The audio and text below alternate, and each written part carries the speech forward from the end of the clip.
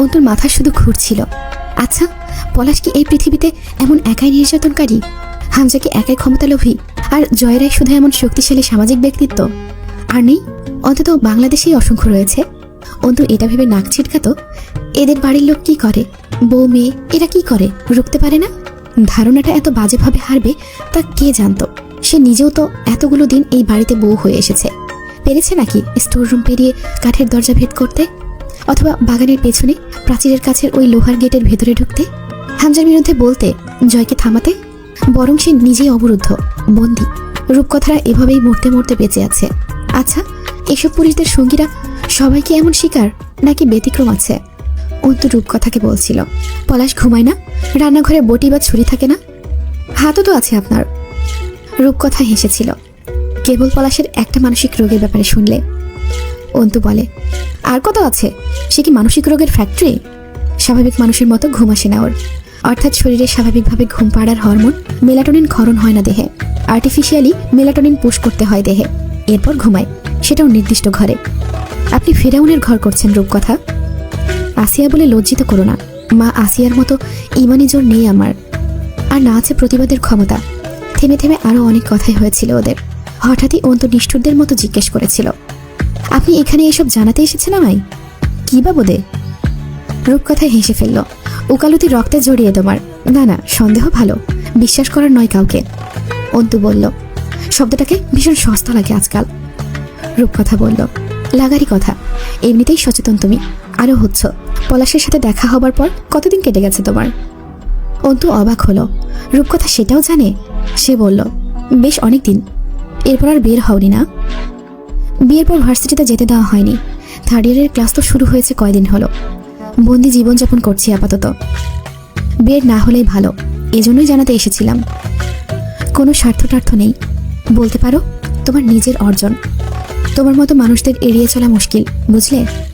জয়ামিরকে জিজ্ঞেস করলে সে যদি বলে কখনো, তো বুঝবে এটা। আর 5টা মেয়ের মতো নও যেমন তুমি, এটা খুব সহজেই ধরা পড়ে তোমার চোখে তাকালে। ব্যতিক্রমের সাথে মানুষের আচরণ ব্যতিক্রমী হয় সচরাচর। আমিও তাই করেছি। সাবধানে থেকো, পলাশ তোমায় ছাড়বে না। জয় নামক ঢালে বাধা পড়ে আছো এই বাড়িতে। বাইরের জগৎ তোমার জন্য ভালো না। পলাশ ছাড়াও বহু লোক আছে জয়ের সাথে সম্পর্কিত হিসেবে তোমার ক্ষতি করার। অন্তু ভাবলো হয়তো মাজার, নাকি আরো কেউ, বা কারা। অন্তু এটা বুঝলো সে অনেকটাই ব্যাকআপ পেয়েছে জয়ের কাছে। অন্তুদের একটা বুড়ো হিন্দু স্যার ছিলেন, তিনি একবার বলেছিলেন, পেছন মেরে বালুর স্যাক দেওয়া বুঝিস রে তোরা।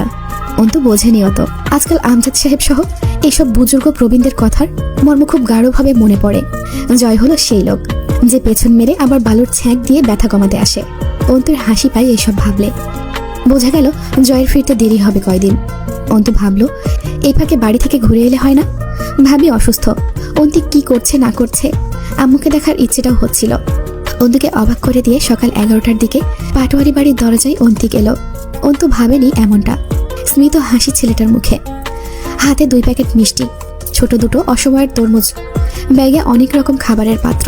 নিশ্চয়ই রাবেয়া কিছু বানিয়ে দিয়েছে। অন্তুর অদ্ভুত লাগলো। অন্তিক ছোট বোনকে দেখতে এসেছে তার শ্বশুর বাড়িতে, সাথে এনেছে কুটুমবাড়ি আসার ঐতিহ্য। এই হাসিটা অনেকদিন দেখা হয় না অন্তিকের চোখে। সে খুব হালকা এবং খুশি যেন। অন্তু বুঝতে পারলো না তার কি করা উচিত। আব্বুর কথা মনে পড়ছিল খুব। অন্তিকের সাথে আব্বু থাকতে পারতো নাকি? বুকটা হু হু করে ওঠে তার। ভোলাই যায় না আব্বুকে। রিমি খুব যত্ন করলো অন্তিকের। দুপুরে না খাইয়ে যেতে দিল না। এত কিছু আনার জন্যও ধমকালো। অন্তুর কিছু করতেই হলো না। যা সব রিমি সামলাচ্ছিল, যেন সে নিজের ভাইকেই আপ্যায়ন করছে। যাবার সময় আচমকা অন্তিক বোনের হাতটা ধরল। অদ্ভুত গলায় বলল, ক্ষমা করিসনি না? ধরে রাখিনি, তুই এসেছিস, খুশি হয়েছি আমি। ভাবি ভালো আছে আম্মু? অন্তিক একটা শপিং ব্যাগ ধরিয়ে দিল। এটা রাখ অন্তু, আমার নিজের রোজগারের টাকায় কেনা।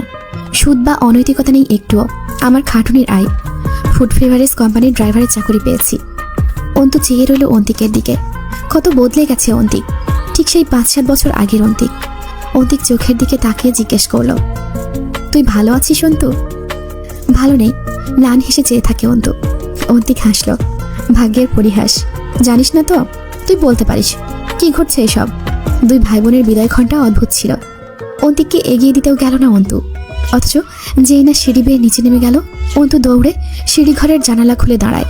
রাস্তায় দেখা যাচ্ছিল অন্তিককে হেঁটে এগিয়ে যাচ্ছে। যত দূর দেখা গেল চেয়ে রইল। পেছনে এসে দাঁড়ায় রিমি। সে কাল সারা রাত ধরে অন্তুর গল্প শুনেছে। দুপুরে গোসল করে পরলো সেই পোশাকটা। সে বুঝলো ভাবি বানিয়েছে জামাটা। মার্জিয়া টুকটাক ভালোই দর্জির কাজ জানে। বরাবর আয়নার সামনে গিয়ে নিজেকে দেখছিল। বিয়ের পর বাপের বাড়ি থেকে আসা তোফা। রিমি মুগ্ধ চোখে দেখে বলল, খুব সুন্দর দেখাচ্ছে আপনাকে অন্তু। অন্তু চমকালো। এই বাড়িতে কেউ অন্তু ডাকতো না তাকে। হুমায়ুন পাটোয়ারি শাহানাকে নিয়ে ফিরলেন বিকেলে। অন্তু সামনে গেল না। ওর মনে হচ্ছিল ও বমি করে ফেলবে, আর নয়তো হাত রক্তে ভিজে উঠবে। দিনে দুপুরে রক্তে হাত ধুতে নেই। তার হাত হয়তো আর হামজার মতো দক্ষ নয়। তরু তুলির কাছে একা ছিল। রিমি সন্ধ্যার পর বেরিয়ে গেল ক্লিনিকের উদ্দেশ্যে। তরু একা একা সামলাতে পারবে না। সীমান্ত নিখোঁজ, এই নিয়ে চারিদিকে তোলপাড় চলছে। পুলিশ সোর্স নিয়ে চারিদিকে খোঁজ চালাচ্ছে তারা। ঝন্টু সাহেব চেষ্টার ত্রুটি করছেন না। বোনের ছেলে গুম, প্রথম সন্দেহ পাটোয়ারি বাড়ি তাদের। কিন্তু হাতে ক্ষমতা না থাকলে সন্দেহ ভোতা। হামজাকে কল করে জিজ্ঞাসাবাদ করা হয়েছিল। সে বলেছে তার কাছে এসেছিল ঠিকই, তবে চলে গিয়েছিল 10 মিনিট পরেই। এরপর আর দেখা হয়নি। সে মেয়র মানুষ, তাছাড়া দাপটি আলাদা।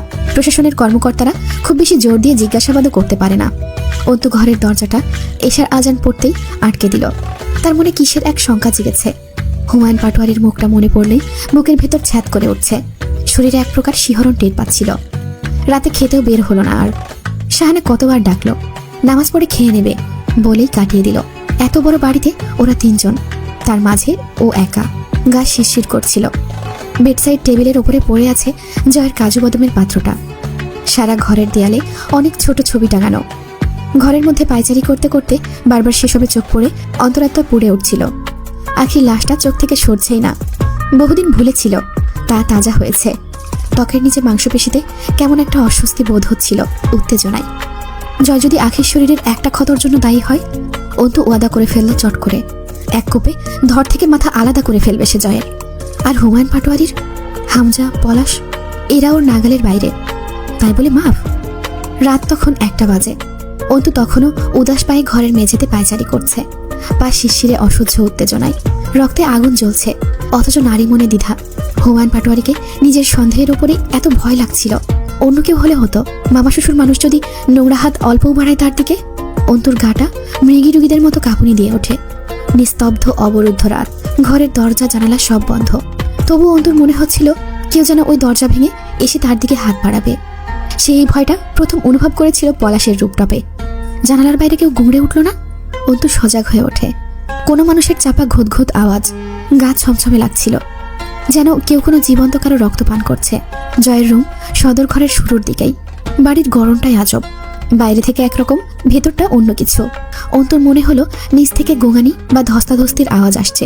পরে ভাবলো বদ্ধ ঘর, বাতাসের ঘাটতির কারণে এমন ভোঁতা আওয়াজ কানে বাজছে। দোতলার সদর দরজায় টোকা পড়েছে এবার। অন্তু সচেতন হলো, এই মাঝরাতে কে এসেছে? জয়।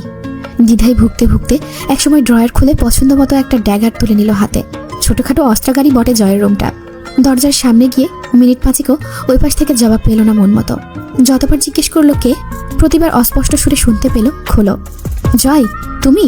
সম্বোধন ব্যাপারটি খুব গোলমাল তৈরি করলো। ড্যাগার হাতে উঁচিয়ে ধরে দরজা খুলতেই কেউ একজন হুড়মুড়িয়ে ঢুকে দরজা আটকে তবে পেছন ফিরল। অন্তু তখনও ড্যাগার নিয়ে প্রস্তুত, অথচ আগন্তুকের মাঝে তাকে আক্রমণ করার কোনো তাড়া নেই। অন্তু অবাক হলো। মুখটা কালো হাঁচি রুমালে বাঁধা, কালো জ্যাকেট, কালো প্যান্ট, হাই বুট জুতা পরে, হাতে কালো গ্লাভস। শরীরে শুধুমাত্র চোখ এবং মাথা ভর্তি ঘন চুল ছাড়া আর কিছুই দেখতে পাবার উপায় নেই। চোখের মনি ডাইনিং স্পেসের ড্রিম লাইটের আলোয় জ্বলজ্বল করছিল। অন্তু পিছন ফিরে দেখল হুমায়ুন সাহেবের রুমের দরজা ভেতর থেকে বন্ধ। গভীর ঘুম। অন্তু শক্ত করে জিজ্ঞেস করল, কে আপনি? আগন্তুক ঠিক জয়ের মাফিক লম্বা। আশপাশ দেখে নিয়ে বলল, আপনি জয়ামিরের স্ত্রী, সঠিক ধরেছি? ভরাট স্বর, গমগমে তেজ যেন কণ্ঠের আগায়। অন্তু সে জবাব না দিয়ে বলল, আপনি কে? এভাবে ডাকাত বা আততায়ীর মতো অন্তরে প্রবেশ করাটা অভদ্রতা বোধ হয়। তাহলে আমি আজ ভদ্রলোক নই। ভদ্রলোক হবার যুগ না এটা। পথ ছাড়ুন। উদ্দেশ্য না জেনে ভেতরে যেতে দেবার নয়। কে আপনি? জবাব দিন। উদ্দেশ্য জানলে যেতে দেবেন এমনটাও মনে করছি না। কেন এসেছেন এখানে? সোজা জবাব দিন। আমার মনে হয় না আপনি আমায় আসলেই রোধ করতে চাইছেন, কারণ আপনি নিশ্চিত এতক্ষণে আমি আপনার বিশেষ ক্ষতি করব না। আর আপনি ছাড়া আপাতত বাড়িতে উপস্থিত আর কারো চিন্তাও বিশেষ নেই আপনার মাঝে। হুঁশিয়ারি করছেন? ধারণা করছি। কম সময় হাতে, সরে দাঁড়ান। ভেতরে কি কাজ আপনার? আপনার মামা শ্বশুরের ঘরটা কোন দিকে? ঘরটা দেখিয়ে দিন। অন্তু ভ্রু জড়ালো। তার ষষ্ঠ ইন্দ্রিয় তাকে কিছু ইঙ্গিত দিচ্ছিল যেন। আগন্তুককে তার কেন জানি ভয় লাগছিল না। আশ্চর্যজনকভাবে এত কড়া পাহারার পরও লোকটা দোতলায় উঠে এসেছে, অথচ কোনো আক্রমণাত্মক অভিব্যক্তি নেই। আজব। আগন্তুক অন্তুকে বলল, আসুন আমার সঙ্গে। হুমায়ুন সাহেবের দরজার সম্মুখে দাঁড়িয়ে বলল, ডাকুন। অন্তু ডাকল। আগন্তুক দরজার সামনে থেকে সরে একপাশে দাঁড়ালো। যেই না হুমায়ুন সাহেব দরজা খুললেন, অমনি পা বাড়িয়ে ঘরের ভেতর ঢুকে পড়ল হুড়হুড় করে। হুমায়ুন সাহেব চমকে বলল, কে রে? কে তুই? কে? কে এটা? আরমিন? বসুন চাচা, উত্তেজিত হবেন না, ভেতরে এসে বসুন। শাহানা হইচই শুরু করে দিলেন। আগন্তুক বলল, চাচিমা আপনি ব্যস্ত হবেন না, আমি অসময়ে এসেছি ঠিকই, তবে আমার কাছে এটাই সময়। হুমায়ুন সাহেব তাকিতুকি করছেন, বোধহয় অস্ত্রশস্ত্র কিছু খুঁজছেন। আগন্তুক বলল, আমি একটা গল্প শুনতে এলাম আপনার কাছে। আল্লাহ পাক আমাকে সবর দিয়েছেন, আমি তার কাছে আরও সবর প্রার্থনা করছি। যা জিজ্ঞেস করব কোনো রকম শিরোনাম বা অজুহাত ছাড়া বলে যাবেন। কে তুমি? আজ পরিচয় থাক, আখিরাতে জাহান্নামে যাবার পথে আমার আপনার আবার দেখা হবে। মৃত্যুর আগে কিছু মহাপাপ আর কুফরি করে মরবো আমি। জাহান্নামের দিকে এগিয়ে যাবার পথে পরিচিতি সহ অনেক আলাপ হবে। আপাতত মূল কথায় আসি। অন্তু অবাক হয়ে গেল। হুমায়ুন সাহেব দরদর করে ঘামছেন, পাপ তার চোখে মুখে চামড়ার মতো দৃশ্যমান হয়ে উঠছিল। কে এই আগন্তুক? বিছানায় বসে শান্ত স্বরে জিজ্ঞেস করছে। মুমতাহিনাকে এই বাড়িতেই মারা হয়েছিল, তাই তো? হুমায়ুন সাহেব হাত দিয়ে ঘরমাক্ত মুখ মুছলেন। শাহানা স্বামীর কাছে এগিয়ে গিয়ে বাহু চেপে ধরলেন।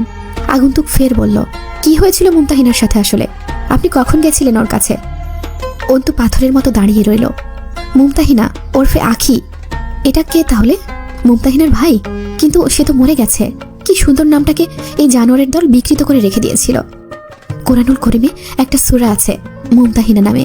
হুমায়ুন সাহেব মুখ খুলছিলেন না। এক পর্যায়ে আগন্তুক উঠে দাঁড়িয়ে পিস্তলটা ধরল ঠিক হুমায়ুন সাহেবের গালের ভেতর। ট্রিগার বরাবর ছটফটে হাত রেখেও আবার সরিয়ে নিচ্ছিল। শাহানা চিৎকার চেঁচামেচি শুরু করেছিল। আগন্তুক অনুরোধ করল, চাচিমা আপনি চিৎকার করবেন না, আমার হাতে সময় কম, রাত ফুরিয়ে আসছে, আমি কিছু জানতে এসেছি। তা উনি বলছেন না, সময় কেটে যাচ্ছে, এভাবে ছাড়া উপায় নেই। আমি আপনার কোনো ক্ষতি করব না, আল্লাহর ওয়াস্তে চিৎকার করবেন না, একটু রহম করুন। মুমতাহিনাকে যখন আনা হলো এখানে, তার আগে তাকে পলাশের হোটেলে রাখা হয়েছিল। এখানে আনার পর বেশ কিছুদিন আটকে রাখা হলো। মেয়েটা চমৎকার মায়াবতী ছিল, যেন আরেবিয়ান সংস্কৃতি থেকে উঠে আসা কোনো শেহজাদি। লম্বা হাতার ঢিলাঢালা পোশাক, চুলগুলো দেখা যেত না কখনোই, ওড়না মাথায় থাকতো সবসময়। ওকে রোজ খাবার দিতে যাওয়া বা দেখাশোনার দায়িত্ব হুমায়ুন সাহেবের ছিল। বাড়ির মেয়েদের কিছু জানানো যাবে না। জয় তখন ঢাকাতে, তার সামনে মাস্টার্স পরীক্ষা। হামজা সারাদিন বাইরে থাকে বিভিন্ন কাজে। হুমায়ুন সাহেব যেতেন 3 বেলা বাড়ির গ্রাউন্ড ফ্লোরের নিচের ঘাটিতে। স্ত্রী থেকেও বিপত্নিক হয়ে গিয়েছিলেন স্ত্রীর রোগের জন্য। কিন্তু পৈশাচিক পুরুষত্ব কি বাদ মানে?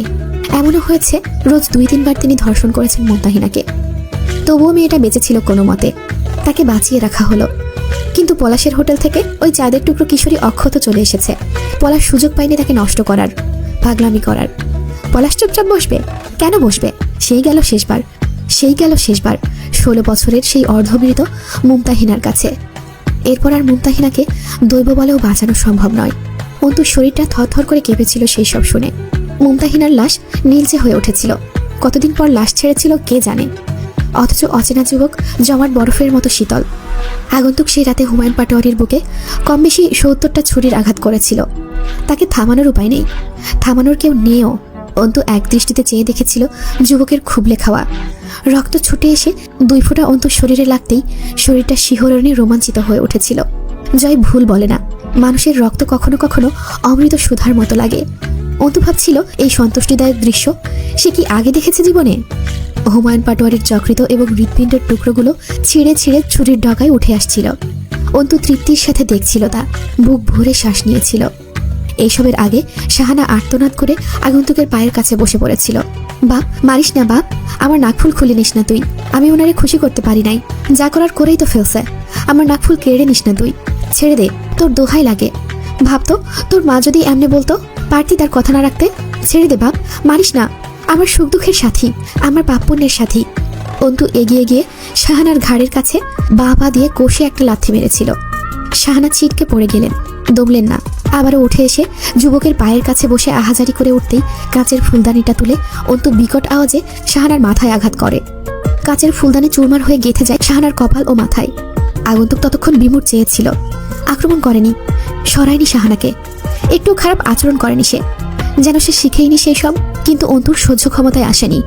শাহানার রক্তে হাত ভিজাতেই একটা অদ্ভুত সুখ অনুভূতি হচ্ছিল। ইচ্ছে করলো যে ঠোঁট দিয়ে মিনতি করছে শাহানার স্বামীর জন্য, সেই ঠোঁট দুটো কেটে পশু দিয়ে খাওয়াতে। অনেক রকম হিংস্র ইচ্ছে জাগছিল অন্তর শাহানার জন্য। এই সকল নারীদের সৃষ্টিকর্তা নিশ্চয়ই পচা গু মাটিতে পরিণত হওয়া মাটি দিয়ে তৈরি করেছেন। এদের চেয়ে জঘন্য নারীও কি আছে সৃষ্টিকর্তার এই সুন্দর দুনিয়াতে? নেই বোধহয়। এরা ময়লা, এরা নরকের ক্ষুধা মেটানোর খাবার। এজন্যই বোধহয় বুজুর্গজনেরা বলে গেছেন, সৃষ্টিকর্তা জড়ি বেছেই মেলান, খারাপ লোকের বউ সচরাচর ভালো হয় না। আগন্তুক যখন থামলো তখন পুরো ঘর একটা লাশকাটা ঘরের চেয়ে কম লাগছিল না। ছুরির আঘাত হুমায়ুন পাটোয়ারির পাঁজরের হাড় গুঁড়ো করে মেরুদণ্ড ছেদ করে বেরিয়েছিল। আগন্তুকের কালো জ্যাকেটে লাল রক্তের ছিটা দৃশ্যমান না হলেও উন্মুক্ত চোখের পাতা ভ্রুতে রক্তের চাপড়ে পড়েছিল। আগন্তুক চলে যাওয়ার সময় একবার অন্তর দিকে তাকিয়েছিল। দুর্বোধ্য সেই দৃষ্টি বিনিময়। সন্তুষ্ট দুটো প্রাণ একে অপরের শুকরিয়া জ্ঞাপন করলো। বোঝা গেল না ওই চোখ দুটো অন্তু ভুলবে না কখনো। মুখটা দেখা হলো না, জানা হলো না পরিচয়, হলো না কোনো বিশেষ কথা, তবুও তারা খুব পরিচিত একে অপরের। তাদের মানসিকতা এবং পথ তো এক। সকালে দেখা গেল ওয়ার্কশপের সামনে এবং বাগানের ধারে ছেলেদের যে আবাসিক একতলা বিল্ডিংটা আছে সেখানে লাশ বিছিয়ে আছে। ধ্বংসলীলা চলেছে অন্ধকার এক অবরুদ্ধ রাতে। ঢাকায় সম্মেলনের জেরে রাস্তাঘাটে হানাহানি তো চলছেই। আবারও জামাত ইসলামের কয়েকজনের ফাঁসির রায় কার্যকর হলো। দেশে উত্তাল শিবির গোষ্ঠী, বিরোধী দলের নেতৃবর্গরা তখনও অবরুদ্ধ আছে। কতজনের মৃত্যুদণ্ড জানান দেওয়া হলো, কতগুলো গোপন হলো, সে খবর রাখলো কে? জনগণ তখন নিজেদের জীবন নিয়ে অতিষ্ঠ। চারিদিকে হাহাকার, রাজধানীর জনজীবনে শোক লেগেছে। মাসের হিসেবে তখন দেশে শতাধিক করে লোক মরে। আসলে মরে কতজন কে জানে। মেধাবী ছাত্ররাও নজরে পড়ছিল তখন। গণপিটুনি, গুলি করে মারা অথবা না জানা সব মরদেহ উদ্ধার রোজকার কাহিনী। তখন দেশটা সন্ত্রাসদের, তখন দেশটা ক্ষমতাসীনদের, বিশৃঙ্খলের রাজত্বে বন্দী গোটা দেশ। সেসব ছেড়ে হামজা ও জয়কে দিনাজপুরে ফিরতে হলো। জয়ের পায়ের গোড়ালিতে ব্যান্ডেজ, হাতের কুনোইতে টেপ মারা, ভ্রুর ওপরে কেটে গেছে। হামজার ডান হাত মারাত্মক আহত। তারা পৌঁছালো এশার নামাজের পর। শাহানা হাসপাতালে, অবস্থা খারাপ। তুলি অসুস্থ অবস্থায় চলে এসেছে বাড়িতে। বাড়ি ভর্তি লোকজন আর পুলিশ, কিন্তু কোথাও অন্তু নেই। জয় ঘরে ঢুকতেই হতবাক হয়ে গেল। মেয়েটা গেছে কোথায়? মামার লাশের পাশে পুলিশ সহ বিভিন্ন গভর্নমেন্ট এজেন্সির লোক বসে আছে। মেয়রের বাড়িতে মেয়রের বাবারই এমন নৃশংস হত্যাকাণ্ড। সেসব ফেলে জয় ছুটল অন্তুকে খুঁজতে। গালির খই ফুটছে মুখে। এই সময় হয়রানি না করলেই না। অন্তুদের বাড়িতে গিয়ে জানলো অন্তু যায়নি সেখানে। তখনই টনক নড়ল, বকে উঠল, শালির মেয়ে পেরেশানি ছাড়া আর কিছুই করলো না জীবনে। কোথায় যেতে পারে? এমন কোনো জায়গায় নেই যেখানে অন্তুর মতো ঘরবন্দি মেয়ে যেতে পারে। হনে হয়ে খুঁজলো চারিদিকে। কোথায় খুঁজবে এই রাতের বেলা মেয়েটাকে? মাথা গরম হয়ে উঠল। গোটা শহর ঘুরল। এতক্ষণে উত্তেজনা শেষে চট করে মাথায় এলো, খুনি অন্তর কোনো ক্ষতি করেনি তো? ঘড়িতে রাত 12টা। শেয়াল ঝিঝি পোকার ডাক কবরস্থানের এই নিশুতি নীরবতায় গা ছমছমে একটা পরিবেশ তৈরি করেছে। জয় খাদেমকে খুঁজে পেল না। শরীরের ব্যথাগুলো টনটন করছে। শরীরটা ছোট হয়ে গেছে, ক্ষত বেশি এই জীবনে। এমন কোনো স্থান কি বাকি আছে যেখানে ক্ষতের দাগ নেই? জয় হুটহাট ভাবে গায়ের ব্যথার কথা। আর্মিন জানলে এখন বলতো, নিশ্চয়ই বলতো। কর্ম অনুযায়ী ফল পেয়েছেন। আঘাত কেউ অকারণে করেনি নিশ্চয়ই আপনাকে।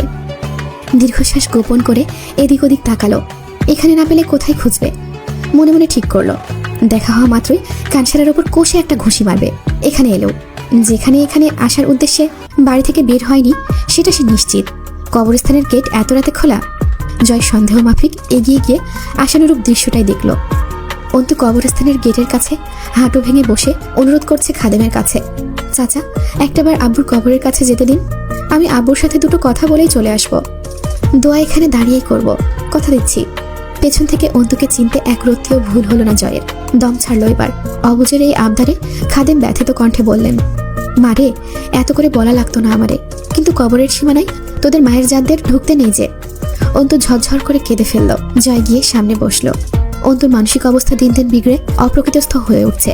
সে উঠে দাঁড়িয়ে বলল, চাচা আজ চলুন নীতি ভাঙি, আমি সাথে করে নিয়ে যাচ্ছি ওকে। 2 মিনিটেই ফিরবো। খাদেমের নিষেধ শোনার লোক না জয়। অন্তু লুটিয়ে পড়ে বাচ্চা শিশুর মতো করে আমজাদ সাহেবের কবরের ওপর হু হু করে কেঁদে ওঠে। জয়ের কানে খুব লাগছিল কান্নাটা। কি যে করুণ সেই স্বর এই নির্জন রাতে, বাপের কবরে পড়ে মেয়ের কান্না। নিয়ম মানে না মায়া, না মানে নীতি। অন্তুকে টেনে ওঠানো যাচ্ছিল না। জয় আপাতত ভুলে গেল সমস্ত হিংস্রতা যা এতক্ষণ অন্তুর উপর জমেছিল। হাঁটু মুড়ে সামনে বসে পড়ল। আর্মিন রাত হয়েছে, কখন এসেছো এখানে? কোথাও গিয়েছিলে তুমি? কোথায় তা এখন জানতে চাইলাম না। এমন একটা পরিস্থিতি, পারছি না টেনে একটা থাপ্পড় লাগাতে। আর কত চালাবে আমায়? এদিকে কেয়ামত হয়ে যাচ্ছে। চলো আবার আনবো তোমায়। অন্তু হাত ছাড়িয়ে নিল। জয় বসে থাকে চুপচাপ, শরীরটা ব্যথা। কি যে দৌড়ঝাঁপ গেছে শরীরটার উপর দিয়ে। দুজন মিলে দোয়া করলো কবরের পাশে দাঁড়িয়ে। জাবেদ আমিরের লাশ পাওয়া গিয়েছিল না। জয়ের তা মনে পড়ল, এখানে তার লাশ থাকলে সেও কি আসতো জিয়ারত করতে? সে তো এসব শিখেই নি অন্তুর মতো। পাপী সে, তার প্রার্থনা রব কবুল করবে? রোডে পলাশের বাহিনীর সাথে দেখা হলো। তাদের পায়তারায় স্পষ্ট, আজ পারলে জয়কেও ছাড়বে না, পিষে রেখে যাবে। হামজার ভয় পাবে না আজ, অর্ডার আছে এমন। জয় মিটমাট করার চেষ্টা করলো, পারল না যখন পিস্তল বের করতে হলো। তাতেও ভয় পেত না বোধ করি, কিন্তু কিছু ডিল, কিছু স্বার্থ। হুমায়ুন পাটোয়ারির লাশ পছন্দ ধরেছে, তবুও তদন্ত ফুরায়নি। হামজাকে বহুবার জিজ্ঞেস করা হলো, আপনার বাড়িতে কার এত বড় সাহস? এই বাড়ির পাহারা ও নিরাপত্তা। বাড়িতে থই থই করছিল বিভিন্ন তদন্ত সংস্থার লোক। জয় হামজা চুপ, তাদের কাছে জবাব নেই, তবে ব্যাখ্যা আছে। বিশ্বব্যাংকেও ডাকাতি হয়, অর্থাৎ সেরকম ডাকাতও আছে। হবে হামজাদের বাড়ি খুব ক্ষমতায় ঘেরা, কিন্তু সেই ক্ষমতার সাথে টক্কর দিতে পারার লোকটাই তো হয় প্রতিদ্বন্দ্বী। এ আর অবাক হবার কি? প্রতিদ্বন্দ্বী কি কখনো দুর্বল হয়? বাহিনী বিশাল ছিল, কিন্তু অন্তু বলল ওপরে শুধু একজন এসেছিল, নিচে ধস্তাধস্তি সে শুনেছে। এরপর আর জবাব নেই। জয় কোনো প্রশ্ন করল না, সে তার বউকে যেন মুখস্থ করে রেখেছে। সারাদিন আইনি কর্মকর্তাদের আনাগোনা, মেয়রকে টপকে অন্তুকে তারা প্রশ্ন করতেই কম সুযোগ পেল। তার উপর অন্তু কথা বলছিল না, সে পারমাণবিক বোমার মতো। ওকে প্রশ্ন করতে দিলে ঢাকনা খুলে যাবে। মেয়র নামক ব্যাকআপটা অতটাও শক্ত নয়, সেই ঝাপটাকে ঠেকাতে পারবে না। হামজা সচেতন, হামজার বাপ মরেছে, মা মৃত্যু সজ্জায়, অথচ সে নির্লিপ্ত। তার মধ্যে কোনো হুটোপাটা নেই। মানুষ যখন অমানসিকতার উঁচু পর্যায়ে চলে যায়, দুনিয়ার পার্থিব মায়া ব্যাপারটা বুঝি ঘোলা হয়ে আসে। সময় পেয়ে জয় শান্ত স্বরে অন্তুকে জিজ্ঞেস করেছিল, কোথায় গিয়েছিলে? আব্বুর কবরখানা জিয়ারত করতে। জয় শান্ত চোখে তাকালো। আমি জয় আমির, বুঝে চুপ থাকার লোককে তুচ্ছজ্ঞান করতে নেই আরমিন। 87 জন্মাইনি আমি, পূর্ণ 10 মাস পেটে থেকে জন্মেছিলাম। আমি কোথায় গিয়েছিলাম সেটা তেমন জরুরি না, তবুও যদি জানতে চান একটা শর্ত আছে আমার। সুযোগ লুফে নেওয়া ভালো। জয় বলল, কি শর্ত? আপনাদের ওই গোপন ঘরের চাবি কার কাছে থাকে এটা জানতে চাই। গণ্ডির বাইরে মৃত্যু থাকে আরমিন, তা পার করো না। তোমায় মারতে আমার খুব বেশি কষ্ট হবে না। ঠিক আছে, তাহলে বাদ দিন। আমি কিছু জিজ্ঞেস করেছি, আমিও তো শর্ত দিলাম। চাবি চাইছি না তো, শুধু জানতে চাইছি চাবি কোথায় থাকে। বিশেষ কিছুই নেই ওই ঘরে, তুমি কখনো যাওনি, তাই এত কৌতূহল। যা জিজ্ঞেস করছি জবাব দাও, নয়তো একটানে কণ্ঠনালী ছিঁড়ে আনবো। ধৈর্য নেই আমার।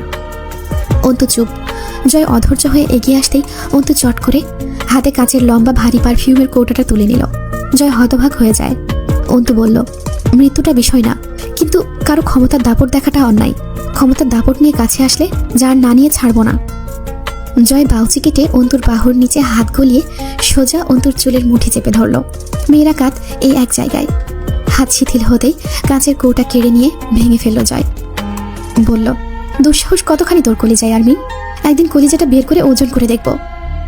আল্লাহ আপনার ইচ্ছে পূরণ করুক। কোথায় গিয়েছিলে? চাবি কোথায়? কোথায় গেছিলে? চাবি উচ্চারণ করতে পারল না অন্তু। একটা গাঢ় চুমু খেয়ে বসে জয়। অন্তু কোষে দুটো আঘাত করলো বুকের ওপর। জয় নিরুদ্বেগ। লম্বা সময় পর অন্তুকে ছেড়ে বলল, এর চেয়েও খারাপ কিছু করি, তার আগে প্রশ্নের উত্তর দাও। যেই লোকটা এসেছিল ওর সাথে কি কথা হয়েছে তোমার? আমার না থাকা অবস্থায় বাড়িতে কি কি হয়েছে? অনেক কিছু হয়েছে, লোকটার ব্যাপারে বলো, খুব দরকার আমার। বছরের পর বছর ধরে যাকে খুঁজছি সে বাড়িতে এসে ঘুরে গেছে। বল, কি জানিস ওর ব্যাপারে? সাহায্য কেন করেছিস? জয়কে অন্তর্যামী মনে হলো। অন্তু বলল, কিছুই জানি না, কথা হয়নি, তবে আমি সাহায্য করেছিলাম আপনার মামাকে নরকে পাঠাতে। এই নিয়ে কোনো দ্বিধা নেই তো আপনার?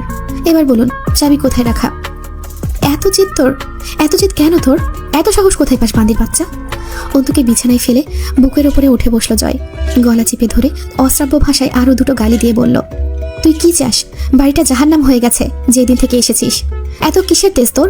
অন্তুর মুখে রক্ত জমে লালচে হয়ে উঠল মুখটা। শ্বাস আটকে গেছে, চোখের শিরা লাল হয়ে উঠেছে। তবুও সামান্য উহ শব্দটি করল না বা কোনো রকম দুর্বলতা প্রকাশ করলো না। ছেড়ে দিয়ে হাঁপাতে লাগলো জয়। অন্তুকে আঘাত করা আর মূর্তি ভাঙা একই কথা। বিছানায় পা ঝুলিয়ে বসে ক্ষিপ্ত গলায় জিজ্ঞেস করলো, তোর চাবি চাই না? অন্তু ছাদের দিকে তাকিয়ে রইল। জয় বলে উঠল, তোর পাছা যদি তুই দড়ি দিয়ে ছিঁড়ে কুত্তা দিয়ে মারা দিস তো আমি কতক্ষণ লাঠি নিয়ে বসে থাকবো? খাটের এক কোনায় মশানাশক অ্যারোসেল ভর্তি লোহার কৌটা রাখা ছিল। আকস্মিক অন্তু সেটাকে তুলে ঠিক জয়ের মুখ বরাবর ছুঁড়ে মারল। থুতনিতে লাগতেই গাঢ় এক জখম তৈরি হলো। জয় হাত সামনে এনে দেখলো রক্ত ঝরছে থুতনি থেকে। অন্তু তাকিয়ে দেখছে তার মুখে তৃপ্তি, চোখ দুটো ঘম ঘম করছে জ্বলন্ত শিখার মতো। অন্তু বলে উঠল, তোকে বসে থাকতে বলিনি তো, তোর ভালো মানুষ তোর কাছে রাখ। তোকে কে বলেছে আমার বাচ্চাতে লাঠি নিয়ে বসে থাকতে? তুই যা করেছিস সে তুই ভুল করেই কর, আর জিদে অথবা ক্ষমতায়। তা যদি আমি অন্তু কোনোদিন ভুলে যাই, আমি এক বাপের সন্তান না, অথচ আমার বাপ একটাই, আমজাদ আলী প্রামাণিক। 2 দিন বাদে শাহানা মরে গেল। সীমান্তর লাশ পাওয়া গেছে। প্রথম সন্দেহ হামজা পাটোয়ারি।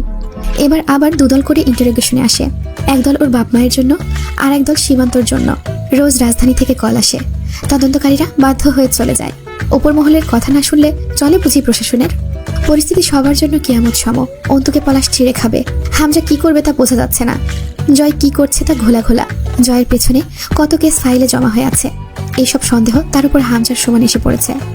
অথচ সে দিব্যি ঘুরছে, খাচ্ছে, ভার্সিটি যাচ্ছে, কার্যালয়ে বসছে, কবুতরকে দানা খাওয়াচ্ছে, অন্তুর সাথে সেধে সেধে ঝগড়া করছে। তার দিন যেন ভালোই কাটছে। আজকাল খুব সিগারেট টানতে দেখা যায় জয়কে। হামজা বেশি দিন এভাবে টিকতে পারবে না, তা তার বাড়ির পিঁপড়ের দলও জানে। কতদিন তাকে প্রোটেক্ট করবে ওপর মহল? যতদিন স্বার্থ আছে পূরণ করতে না পারলে তারাই হামজাকে উড়িয়ে দিতে দ্বিধা করবে নাকি? তার মাথার উপর ফাঁসির দড়ি রঙ্গ করে নাচছে। তবুও পৌরসভার উন্নতি করে চলেছে সে। রাস্তাঘাট তৈরি করছে, সরকারি প্রাইমারি স্কুলগুলোতে বেঞ্চি বানিয়ে দিচ্ছে নতুন। সরকার যা বাজেট দিচ্ছে তার পুরোটা সেসব কাজে লাগাচ্ছে না, সেটা আলাদা বিষয়। জন্ম নিবন্ধনের একটা সামান্য কাগজ সাইন করতেও 1000 টাকা নিচ্ছে। রাস্তাগুলো বছর না ঘুরতেই পিচ উঠে গর্ত হয়ে গেছে, সেসব আলাদা বিষয়। তবে সে শীতে কম্বল দেয়, গরমে টিউবওয়েল বসায়, বিভিন্ন ধরনের ভাতার কার্ড দেয়। আর জয় ছাত্র সংসদ দেখছে। তবুও কেন যেন বদনাম খড়ের গাদায় আগুনের মতো ধিক ধিক করে বাড়ছিল চারদিকে। এটা রাজনীতিবিদদের অবচ্ছেদ্য অংশ। বদনাম না হয়ে পলিটিক্স করা যায় না। এই বাড়িটা স্বাভাবিক না, বাড়ির প্রতিটা ইটও অস্বাভাবিক। কাল এই বাড়ির বাপ মায়ের শ্রাদ্ধের অনুষ্ঠান, গোটা এলাকার লোক খাবে। সে রাতে অন্তুকে ডাকলো। হামজা প্রশ্ন করলো, আম্মাকে তুমি আঘাত করেছিলে? হ্যাঁ। আর আব্বুকে? ওই লোকটা। চিনতে পারোনি তাকে? না।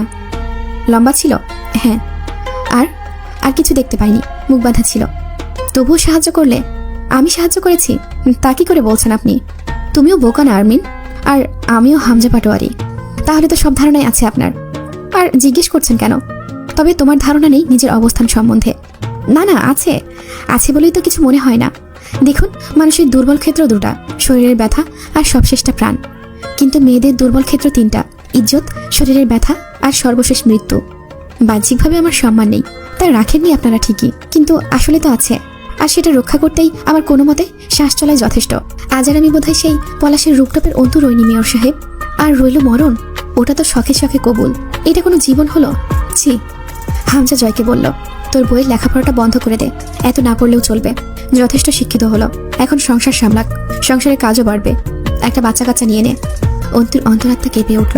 হামজা ভয়ঙ্কর জিনিস সে জানে, কিন্তু শান্ত মানুষের ভয়াবহতা ঠিক কতটা ভয়ানক হতে পারে।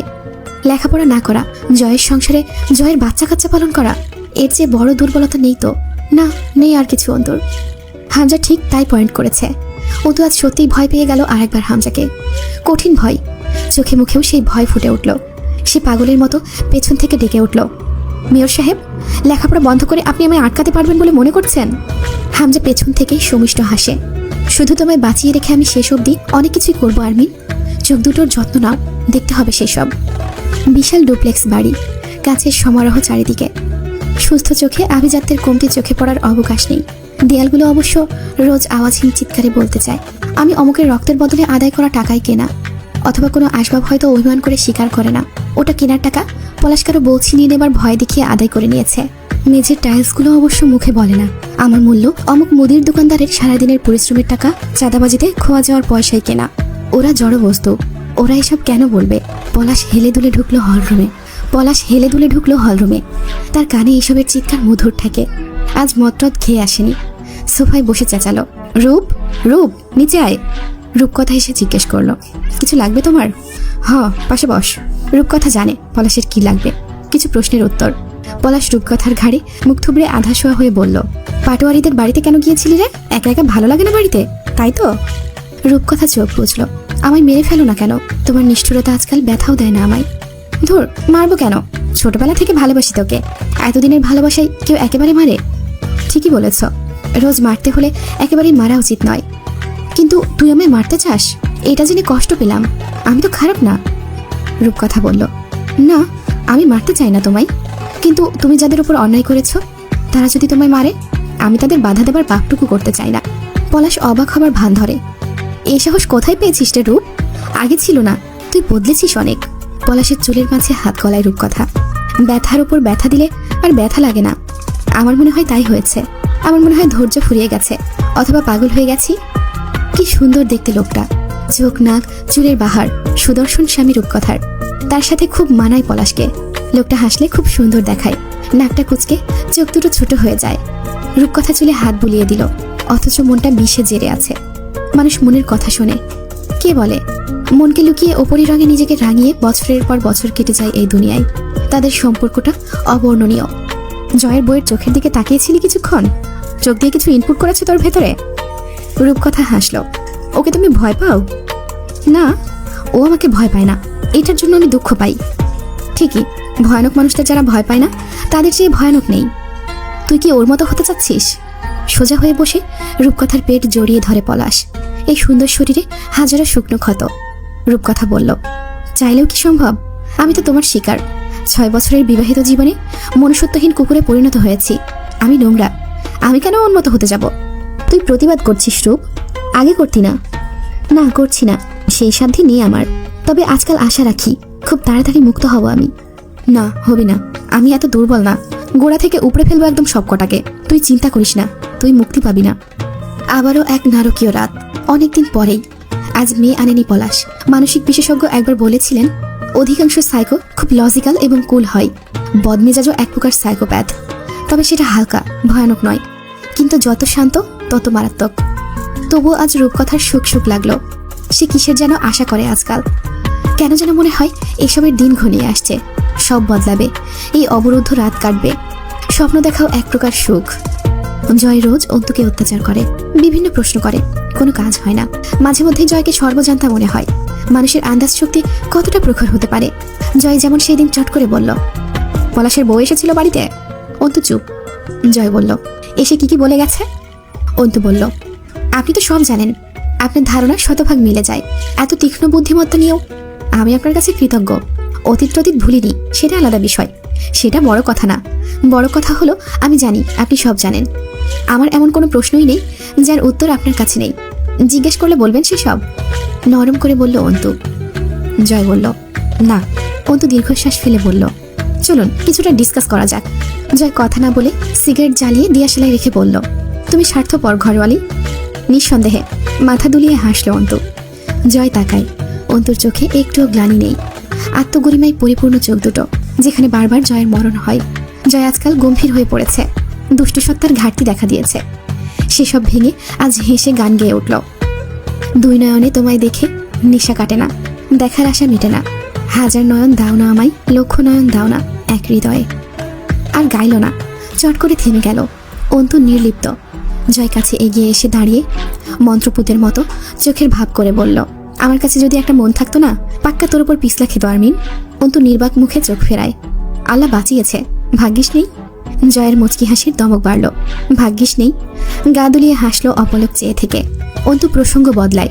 আপনি খেয়াল করেছেন কিনা জানি না, এত কিছুর পরেও কিন্তু মুস্তাকিম মহান এই বাড়িতে এলো না। এইসব তদন্ত সংস্থার মেলা হলো বাড়িতে। পিবিআই ডিপার্টমেন্টের কত কর্মকর্তা এলো গেল, অথচ সে আসেনি একবারও। বিয়ের পর তাকে একবারও দেখিনি। বিষয়টা ঘাপলা লাগে না আপনার? না, লাগে না। লম্বা একটা টান দিয়ে ধোয়াটুকু গিলে ফেলল। অন্তু অনেকক্ষণ ভ্রু কুচকে তাকিয়ে রইল। কোনো কথা বলতে পারল না হতবিহ্বলতায়। জয় জিনে আসর করা লোকের মতো গটগট করে বলল, তুমি সেদিন মুস্তাকিনের সাথে দেখা করতে বের হয়েছিলে বাড়ি থেকে। তার বাড়িতে দেখলে, পিবিআই অফিসে দেখলে, কোথাও পেলে না।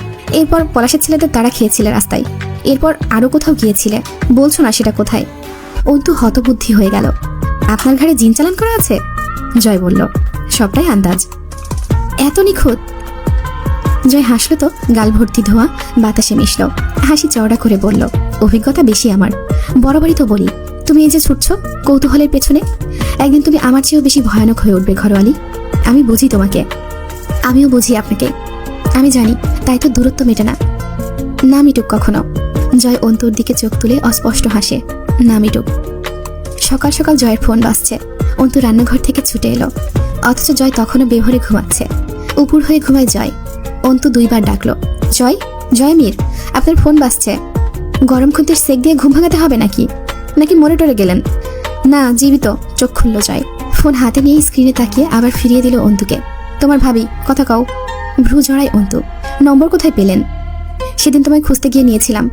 মার্জিয়া কথা বলতে পারছিল না, কণ্ঠস্বর দিয়ে রীতিমতো ফুপড়ে উঠছে। অন্তু লাউড স্পিকারে দিয়ে বলল, কি হয়েছে ভাবি? তোমার ভাইয়ের গাড়ি অন্তু। কারা জানি তোমার ভাইয়ের গাড়ি পিষে দিয়ে গেছে অন্তু। কে একজন কেড়ে নিল ফোন। ভালোভাবেই বলল, অন্তু, তোর ভাইয়ের নাড়ি ভুড়ি সব রাস্তায় রাস্তায়। কোম্পানির গাড়ি ছানা বড়া হয়ে গেছে, আগুনে পুড়ে ছাই। অন্তিক খণ্ড খণ্ড হয়ে গেছে অন্তু। জয় দীর্ঘশ্বাস ফেলে উঠে বসল। অন্তু মেঝের ওপর বসে পড়ার আগে হামজার শান্ত জমাট বরফের মতো শীতল মুখটা ওর চোখের সামনে ভেসে উঠল। অন্তুর চোখ পরিষ্কার তো না, ঘোলাটে জলে ভরে উঠেছে। হামজা চোখ পরিষ্কার রাখতে বলেছিল। অন্তু যখন উঠে দরজার দিকে এগিয়ে যাবে, জয় বাহু চেপে ধরল। ঘরওয়ালি, যাচ্ছ কোথায়? অন্তু তাকাতেই চোখ বুজে মাথা ঝাড়া দিয়ে চোখ ঝাপটে ফের বলল, কোথায় ছুটলে? অন্তু হতবাক হয়ে গেল। জয় জানাই, এই বাড়ির বইরা যখন তখন বাপের বাড়ি যায় না। ভাবিকে দেখেছো একবারও বাপের বাড়ি যেতে? পাগলামি করছেন আপনি। অন্তুর কণ্ঠে বিস্ময়, তার কণ্ঠস্বর কাঁপছে। না, পাগলামি করবো কোন সুখে? আমি একটা ভালো জাতের মাতাল, পাগল না। জয়ের রসিকতা সহ্য হলো না অন্তুর, ব্যাকুল হয়ে বলল, অন্তিকের দেখার মতো না, দেখেই এসেছি রাতে। অন্তু তরিতাহতের মতো ছিটকে তাকায়। জয় অপ্রস্তুত হবার নাটক করে যেন, ভ্রু উঁচিয়ে ঠোঁট বেঁকিয়ে ঘাড় চুলকায়। অন্তু খানিকক্ষণ কথা বলতে পারে না, পরে নিস্তেজ গলায় বলল, কি অপরাধ করেছিল আপনাদের কাছে আমার ভাবির গর্ভের সন্তান? জয় দুই পাশে মাথা নাড়ে। ছ্যাঁ, জন্মের আগে কেউ অপরাধ করে? অন্তু হাত ছাড়ানোর চেষ্টা করলো একবার, পরে থেমে গেল। দৃষ্টি সরালো না জয়ের মুখ থেকে, পাগলের মতো অল্প হাসল। আমি করেছি অপরাধ, বলছেন না কেন? জয় দরজাটা এক হাতে আটকে দিয়ে অন্তুকে টেনে এনে বিছানায় বসিয়ে কপালে একটা চুমু খেয়ে সিগারেট জ্বালালো। অন্তু বিছানায় আঘাত করে হাত দিয়ে, শিট, অপরাধ করলাম আমি, আর ওই বাচ্চাটা দুনিয়াতে এসে বাপকে দেখবে না। Damn on me. টুপ টুপ করে কয়েক ফোঁটা পানি পড়ে বিছানায়, আবার শুকিয়েও যায় না। অন্তু জীবনে কেটেছে খুব কম, আমজাদ সাহেব পছন্দ করতেন না। জয় পাশে বসল। অন্তু জিজ্ঞেস করে, আমাকে যেতে দেবেন না ওই বাড়িতে? না, তোমার একটু রিল্যাক্স দরকার। কিছুদিনের দৌড়ঝাঁপে ক্লান্ত তুমি। হামজা ভাই এতক্ষণে চলে গেছে, গিয়ে বলেও দিয়েছে হয়তো তুমি যাবে না। অন্তিকের ওপর তোমার রাগ, ঠিক না? অন্তু মেঝের দিকে তাকিয়ে যান্ত্রিক গলায় বলে, হ্যাঁ ঠিক, কিন্তু ওর সন্তানের উপর ছিল না জানেন। তা সত্ত্বেও ওর সাথে আমি পাপ করে ফেলেছি, আমার ক্ষমা নেই। জয় সিগারেটে টান দেয়। ওইসব কাটা ছেঁড়া দেখতে পারবে না তুমি। আচ্ছা, দেখতে যাব না ওসব। তোতা পাখিকে শেখানো বুলির মতো বলে অন্তু। জয় মেঝের দিকে ঝুঁকে বসে সিগারেটের আগায় টোকা দিয়ে জমাট ছাই ফেলে মেঝেতে। হামজার কল আসছে বারবার, তারা দুজন মরা বাড়িতে যাবে, কত কাজ পড়ে আছে তাদের। অন্তু আস্তে করে উচ্চারণ করে, কেন? খানিক সময় নেয় জয়, তারপর বলে, রাজনীতি পুরোটাই একটা নীতির ভান্ডার ঘরওয়ালি, হোক তা দুর্নীতি অথবা সুনীতির নীতি। তার মাঝে মেজর একটা নীতি আছে জানো, জনগণকে কাবু রাখা। কিন্তু আমাদের দ্বারা কখনোই সম্ভব না জনগণের মন জিতে তাদের হাতে রাখা। তাহলে উপায়? কিন্তু হাতে তো রাখতে হবে। দীর্ঘশ্বাস ফেলল জয়। ভয়, এটা কার্যকর। জনগণের মনে যতদিন আমাদের জন্য কলচে কাঁপা ভয় আছে, ততদিন আমরা আছি। ওটা পুঁজি আমাদের। তোমার ভেতরে তা নেই হয়ে যাচ্ছিল। বিদ্রোহী আর রাজপ্রতিদ্বন্দ্বীরা জানের ভয়হীন হয়। তাই বলে কি এদের কাবু করার জায়গা নেই? থাকে এদের পরিবার। একটু থেমে বলে, আমি বলেছিলাম তোমার পরিবারকে আঘাত করতে দুঃখ পাবো আমি। অন্তিকে আঘাত করার সময় খুব খারাপ লেগেছিল আমার। তোমার ভাবি গর্ভবতী, অসহায় মা, জেদ কি ভালো কিছু বয়ে আনে আরমিন? ঠোঁট একপাশে বাঁকা করে ছ্যাঁ ছ্যাঁ শব্দ করে মাথা দোলায় জয়। অন্তু মন্ত্রপুতের মতো দুই পাশে মাথা নেড়ে সম্মতি দেয়। না, ভালো কিছু বয়ে আনে না, খুব খারাপ অবধি যায়। আমি আমার অপরাধগুলো সব গুলিয়ে ফেলেছি। মনে করেন তো পাপগুলো? মনে পড়ে না পাপ। তবে এত বড় বড় দাম যখন দিচ্ছি, কিছু তো করেছি নাকি? তোমার ভয়হীনতা। হ্যান্ড প্রেসিং বলটা হাতে নিয়ে ঘুরিয়ে ফিরিয়ে দেখে বলল, হামজা ভাই আর আমার পথ একটা, গন্তব্য দুইটা। বিষয়টা এমন, এক রাস্তার মিলিত মোড়ের ওপর লাগোয়া দুটো বাড়ি। আমি যাব একটাতে, হামজা ভাই অপরটায়, কিন্তু পথ তো একটাই, একই স্থানে। সেখানে তুমি একটা ব্যারিকেড, হয় সেটা সরিয়ে দিতে হবে, নয়তো আধা ভাঙা করে পথ ক্লিয়ার করতে হবে। তোমার নিজস্ব দুর্বলতা নেই, কিন্তু তোমার ভাবি, মা, তাছাড়া অন্তিক আমার আর হামজা ভাইয়ের বিরুদ্ধে নারী নির্যাতনের মামলা করেছিল। রেপুটেশন বলতে তো কিছু আছে নাকি? এসব কি ঠিক করেছে? না, ঠিক করেনি। অন্তু চোখ তুলে তাকায়। এত হিংস্র মনে হয়নি কখনো আপনাকে। তুমি আমায় চেনো কতটুকু? জয় ঠোঁট কামড়ে হাসে, আবার জিহ্বা বের করে ঠোঁট ভেজায়। আমি মূর্খ নির্বোধ, ঠিক বলিনি? জয় হো হো হাহা করে হাসে। এই হাসিটা অবর্ণনীয়। আনমনে কেউ জোরে হাসলে ভৌতিক লাগে। জয় পারে। তার আনমনা চোখ, ঠোঁট ফেড়ে গা দুলিয়ে হাসি, এটা তার বৈশিষ্ট্য। পাখির মতো ঘাড় নেড়ে এদিক ওদিক তাকায় অস্থির চঞ্চল জয় আমির। সিগারেটটা ছুঁড়ে ফেলে মেঝের ওপর। গত রাতে এসে গোসল করেছিল সেই মাঝরাতে। খুন করে এসে গোসল করতে হয়। হামজার জন্য গরম পানি করতে দেখেছিল রিমিকে। হামজাও গোসল করেছে। অন্তু ভাবে, তার মাথায় আবল তাবল ভাবনারা আসে। কে যেন ডাকছে। সে স্পষ্ট শুনছে, নাম ধরে ডাকছে ওকে। সাই দিলেই বলছে, মরে যা, যন্ত্রণা কমে যাবে। তোর মতো মেয়ের মরে যাওয়া খুব দরকার। অন্তু শুধায়, মরলেই সব যন্ত্রণা শেষ হয়ে যাবে? সে বলে, পাক্কা। তোর বাচ্চার হকই তো নেই। তুই তোর বাপকে খেয়েছিস, নিজের পর্দা, ক্যারিয়ার, পরিবার, সম্মান, শান্তি, অবশেষে ভাইটাকেও। সাথে কিছু অমানুষ শত্রুও লেলিয়ে নিয়েছিস নিজের পেছনে। একটা বাচ্চার বাপকে তার জন্মের আগেই খেয়ে বসে আছিস। তোকে বাচ্চার হক কে দিয়ে রেখেছে? তাহলে মরে যাওয়া উচিত আমার? আলবৎ তাই। জয়ের ড্রয়ারে অনেক রকমের মেডিসিন, ড্রাগস রয়েছে। কোনোটার ওভারডোজ হলেই তুই মুক্ত। তোর মতো নির্বোধদের বাঁচতে নেই অন্তু। মুক্ত হ, ব্যথা কমিয়ে ফেল। এত যন্ত্রণা গেলে এমনিতেও সুস্থ থাকবি না। সাদা পাঞ্জাবির ওপর আলমারি খুলে নতুন আতরের শিশি বের করে পুরো শরীরে আতর লাগায় জয়। পাঞ্জাবির কলার টেনে বোতাম আটকায়। হাতে থাকা শিকলের মতো রিসলেট খুলে কালো ঘড়ি পরে। গলার চেনটা পাঞ্জাবির গলার আড়ালে। মরা বাড়ি, ভদ্র হয়ে যাওয়া উচিত। অন্তুর নাকে আতরের ঘ্রাণ যেতেই পরিবেশ ভুলে অন্য টাইম লাইনে বিচরণ করতে শুরু করলো। সে দেখতে পায় সামনেই আমজাদ সাহেবের লাশ। চোখে সুরমা, গোলাপ জল ছিটানো হচ্ছে। আতর, কর্পূর ইত্যাদির গন্ধ আসছে। চট করে আমজাদ সাহেবের মুখটা বদলে অন্তিক হয়ে যায়। অন্তু কেঁপে ওঠে থরথর করে। তার জন্য হয়েছে সব। সে কি করে ফেললো? তার দুঃসাহস, তার লাগামহীন জবান, তার আপোষহীন চিত্ত। ফলস্বরূপ মার্জিয়ার শুকনো মুখ অন্তুর মুখে চির ধরায়। ওই ছোট্ট জানটা যখন দুনিয়াতে আসবে, বাবাকে পাবে না। সে কি জিজ্ঞেস করবে না, কেন আমার বাবা নেই? মার্জিয়াকে বোঝাবে না? তোর ফুপুকে জিজ্ঞেস কর, কি জবাব দেবে অন্তু? অন্তুর মনে হয় সে বোধহয় তলিয়ে যাচ্ছে কোথাও। সে কি চেতনা হারাচ্ছে? না, এত দুর্বল তো সে না। প্রতিবাদ, বিদ্রোহ, সত্যের সন্ধান, অন্যায়কে অন্যায় বলা, আপোষ না করে রুখে চলা, এসব কি দিল তাকে? অভিজ্ঞতা। প্রকৃতি কিছু নিলে বিনামূল্যে নেয় না। এই তো অন্তুকে কত শত অভিজ্ঞতা দিল। এইসব কি টাকায় পাওয়া যায়? জয়ের অনেক অভিজ্ঞতা, তারও নিশ্চয়ই হারাতে হয়েছে। অন্তু ভাবে, এরপর জয় পশু হয়ে গেছে। অন্তুও তাই হবে একদিন। চুপচাপ মানুষ মারতে তার হাত কাঁপবে না। মানুষকে গাড়ি চাপা দিয়ে খণ্ড খণ্ড করে এসে রাতে সে চুপচাপ শান্তিতে ঘুমাবে। জয়ের মতো। অন্তুর আনন্দে বুক নেচে ওঠে। সে তো খালি শিখেছে মুখ চালাতে। ক্ষমতা আসলে চোখের চাহনিতে, হাতের অস্ত্র চালনার দক্ষতায়। নীরবে উপড়ে ফেলায়। অন্তু নিজেকে অভিশাপ দেয়, পুড়ে মরে যা তুই। সেবার মনে হয়েছিল এবার বুঝি কি নাকি করে ফেলবি। তোর বাপ মরেছে, টাল হয়েছিস তুই। এবার দুনিয়াটা শাসন করে ফিরবি। তোর মতো মূর্খ আর জাহিরি লোকের তো মরে যাওয়া উচিত। মরে যা তুই। নিজেকে দেয়া অভিশাপ অন্তুর খুব পছন্দ হয়। সে হালকা হাসে। সে কেবল চায় জয়ের মতো বহুরূপী আর হামজার মতো শীতল হতে পারবে। ওরা কথা বলে না, ওদের মুখ অচল, হাত ও মাথা সচল। অন্তুকে ঘরে আটকে রেখে জয় বেরিয়ে যায়। খুব সুন্দর দেখাচ্ছে জয়কে, ঠিক যেন শ্যামা রাজকুমার সাদা ভূষণে। খাঁটি বনেদি পুরুষ লাগছে। অন্তু আয়নার সামনে দাঁড়িয়ে নিজেকে খুঁটিয়ে খুঁটিয়ে দেখে জিজ্ঞেস করে, বাদের প্রতিবাদ করবি আর? অন্তুর মনে হয় আয়নার ভেতরে অন্তু সায় দিচ্ছে, ঘাড় নেড়ে বলছে, আমৃত্যু করে যাব, তাতে এই জান থাক আর না থাক। এই মাথা নোয়ানোর নয়, জুলুমকারীদের হাতে হ্যাঁ মেলানোর নয়, মুখ বুজে অন্যায় সহ্য করার নয়। দুম করে ভরা পানির বোতলটা ছুঁড়ে মারে কাচের ওপর। ঝনঝনিয়ে ভেঙে পড়ে ড্রেসিং টেবিলের কাঁচ। এখন আর ওই অন্তুকে দেখা যাচ্ছে না। অন্তু জোরে জোরে শ্বাস ফেলে। সেই অন্তুকে বলে, আর কখনো আমার কাছে এলে জ্যান্ত পুঁতে রাখবো। এই তুই আর তোর নীতি যা কেড়ে নিয়েছিস আমার কাছে, সেসব আমার গেছে। তোর তো এক ফোঁটাও আঁচ লাগেনি গায়ে। সমাজ তোকে কিছুই বলে না। তুই যে কত বেপরোয়া। তুই উজানের টানে বেতাল উত্তাল সমুদ্রের বিক্ষিপ্ত আগুন ঝরা ঢেউ, তা কেউ দেখে না। অথচ তোর মোহে, তোর নির্দেশনায় আমি নিঃস্ব, আমি কাঙাল, আমি পাগল, আমি বোকা। অন্তু চিৎকার করে চুল টেনে ধরে।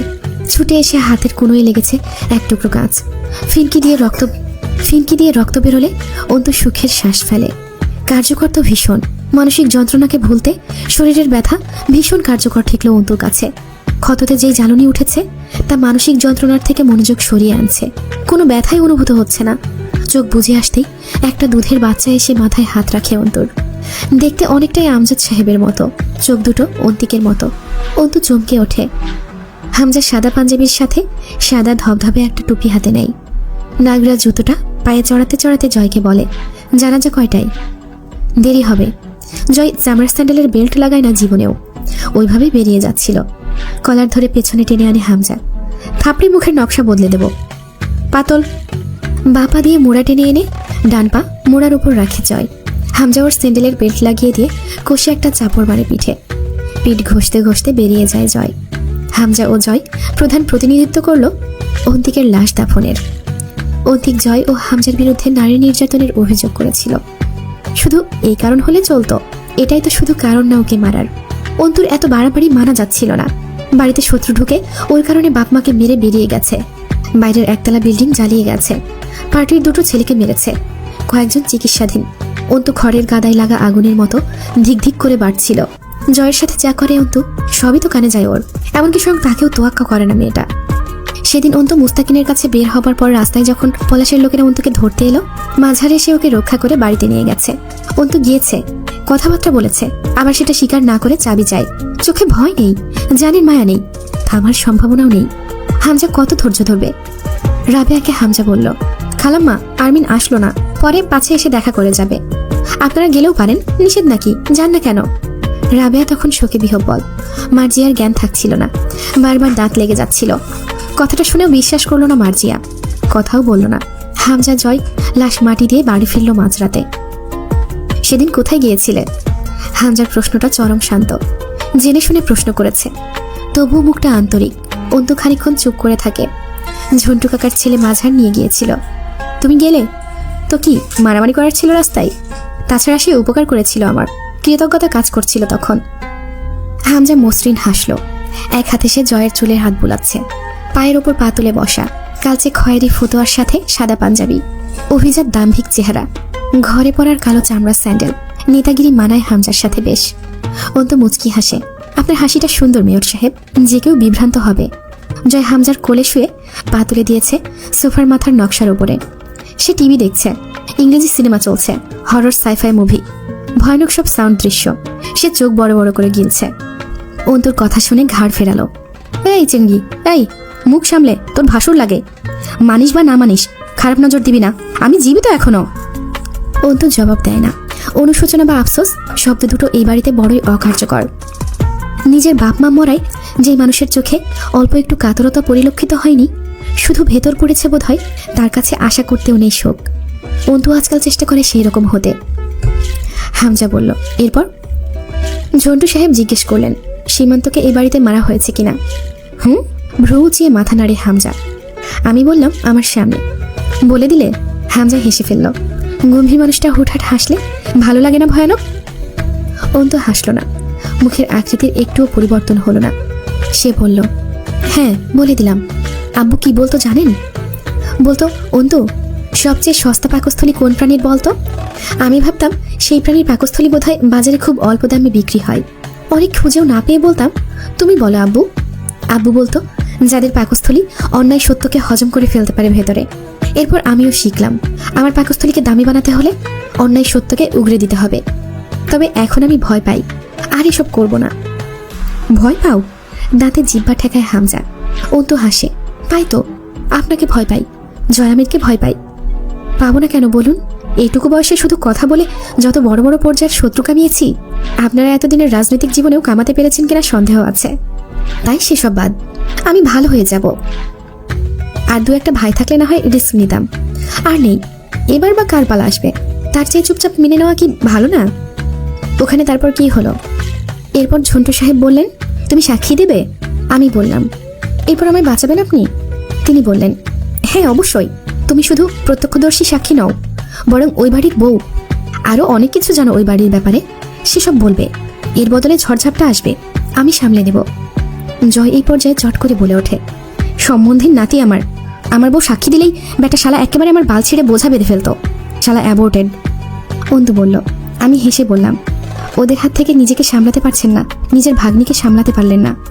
এখন মরে গেছে, তবুও কোনো প্রমাণ পেলেন না, আমাকে সামলে নেবেন? ঝন্টু চাচা খুব অপমানিত বোধ করেছিলেন বোধহয়, কিন্তু কিছু বললেন না।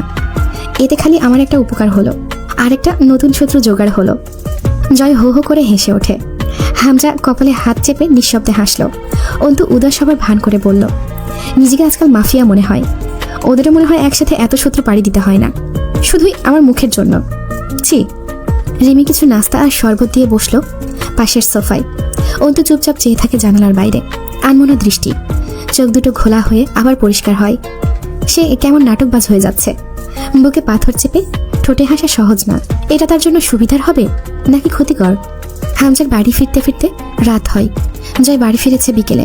গোসল করে বের হলে রিমি ঘরে খাবার দিয়ে এসেছে। অন্তু তুলির ঘরে ঢুকলো। তুলি মরার মতো বিছানায় পড়ে থাকে। আজকাল কোয়েলের সবটুকু যত্নও তরুর। তার কাছে প্রায় রোজই ইন্টারোগেশনে আসে তদন্ত সংস্থার লোকজন। তারা যখন তুলির সাথে হওয়া ঘটনা শুনল, এরপর থেকে সন্দেহ জোরালো হয়েছিল যে ও অথবা এ বাড়ির লোকই সীমান্তর খুনটা করেছে। কিন্তু আজ কয়দিন দেখা যায় লোকজন আর আসে না। গত রাতে শোনা গেল হামজা তার এক পার্টির গুপ্ত কালপ্রিটকে সীমান্তের খুনি সাজিয়ে আইনের আওতায় দিয়ে এসেছে অলরেডি। আর ফাঁক নেই তাকে সন্দেহ করার। কালপ্রিট স্বীকার করেছে সে সীমান্তকে খুন করেছে পুরনো শত্রুতার জেরে। Case dismiss. ঝন্টু সাহেব ক্ষমতা হারানো এক দাঁড়কাক। মাঝার শুধু ফোনা তুলে সাপের মতো ফুসফুস করে বেড়াচ্ছে চারিদিকে। এখন কেস চলছে বাপ মা মরার। হামজা খুব লড়ছে, নয়তো সন্দেহ করে বসবে পাবলিক। বাপ মার খুন হলো, তবুও থানা কাচারিতে দৌড়াদৌড়ি নেই। সে দৌড়াচ্ছে, অথচ কালপিটকে সে জীবন থাকতে পুলিশের হাওলা করবে না। তাকে তার প্রয়োজন, জয়ের প্রয়োজন। অন্তু তরুকে ডেকে নিয়ে বারান্দায় এসে বলল, আমার একটা উপকার করবে? কেন করব তোমার উপকার? গম্ভীর মুখে তরুকে একটুও মানায় না। অন্তু হাসল মৃদু। অকারণে। তরু চুপ। সে চারিদিকে দেখছে, জানছে অন্তু সেই লুব্রিক্যান্ট যে আশায় এবাড়ির বদ্ধ জানালার মরিচা ধরা সিটকিনিগুলো একে একে খুলতে শুরু করেছে। অন্তু বলল, আমার সাথে যাবে? কোথায়? আমি কোনো খারাপ বা ক্ষতিকর জায়গায় যেতে পারি বলে মনে হয় তোমার? হেয়ালি করবেন না। আচ্ছা, করব না। তরু দাঁড়ালো না, ভেতরে চলে গেল চুপচাপ। অন্তু ওইভাবেই দাঁড়িয়ে থাকে, ঘাড় ফেরায় না। তরু বাথরুমে ঢুকতে ঢুকতে বলল, দ্রুত তৈরি হবে, হাত ধুয়ে নিই আমি। আলতো হাসে অন্তু। এই বারান্দা থেকে বাড়ির পেছনে দেখা যায় বিশাল ডোবা ওই সামনেই। কালো কাদামাটি বেশি তাতে পানির চেয়ে। হামজা ও জয়কে দেখে আন্দাজও করা যায়নি ওরা এত গভীর। ছিচকে রসিক আর অল্প স্বল্প দাপুটেই কেবল লাগত। জয় খাচ্ছিল। কোয়েল বারবার প্লেটের উপর হাত চালাচ্ছে। আমাকে চকলেট দিয়ে তারপর খাও। জয়, ও জয়, জয়, আমার কথা শোনো।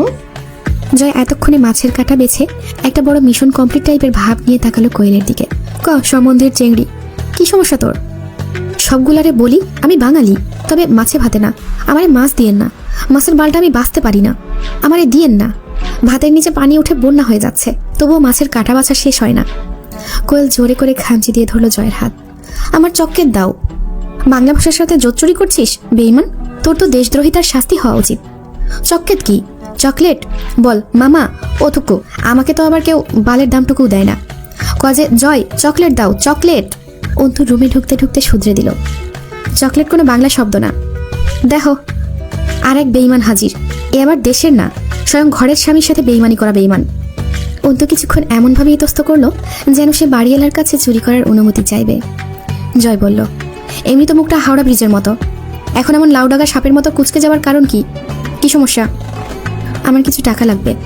অন্তুর টাকা চাওয়ার এই কঠিন সংকোচ দেখে জয়ের একটু হাসি পেল। তাছাড়া আজ তার মনটাও ভালো। জিজ্ঞেস করলো, কি দরকার? সব দরকার বলা যায় না। ফার্মেসির দোকান আছে না আশেপাশে? আমাকে বলে দিও, আমি এনে দিচ্ছি, অথবা কাউকে দিয়ে আনিয়ে দিই। তা যদি হতো তো নিশ্চয়ই করতাম। টাকা দেবেন কিনা? তোমারে টাকা পয়সা দিয়ে পুষে আমার লাভ কি? লস প্রজেক্টে মাল ঢালতেছি। অন্তু কথা বলল না। জয় সোফার উপরে উড়িয়ে ফেলে রাখা প্যান্টের দিকে ইশারা করে বলে, ওখান থেকে নাও। মাত্র 20 টাকা অন্তু বের করে নেয় হাতে। তবুও মনে হলো তার হাত কাঁপছিল, শিরশির করে কাঁপছিল। চোখে মুখে অন্ধকার নেমে এসেছিল। অন্তু যখন রুম থেকে বের হচ্ছিল, জয় মনোযোগ সহকারে খাবার মাখতে মাখতে বলল, বাপের বাড়ি যাচ্ছ? অন্তু পিছন ফিরল, অকপটে বলল, হ্যাঁ।